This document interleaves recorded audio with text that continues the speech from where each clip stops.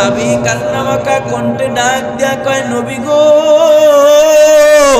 দুনিয়ার মানুষ যদি মরে কবরে চলে যায়, ওই কবরের মানুষগুলোর সাথে কোনোভাবে কি ভালো আচরণ করা যায়? তাদের জন্য কি কোনো সুখ শান্তির ব্যবস্থা দুনিয়া থেকে করা যায়?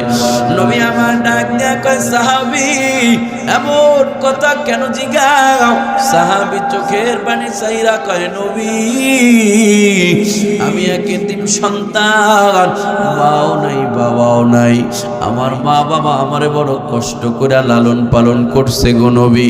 নিজের চোখে মা বাবার কষ্ট দেখেছি। মা বাড়িতে, মানুষের বাড়িতে কাজ করে আমারে লালন পালন করেছে। মা আমারে কত কষ্ট করে বড় করছে। ও নবী,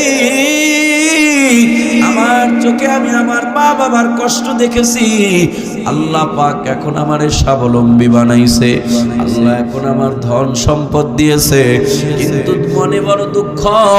ধন সম্পদ দিয়ে আমি কার পিছনে খরচ করব, কারে খাওয়াইব?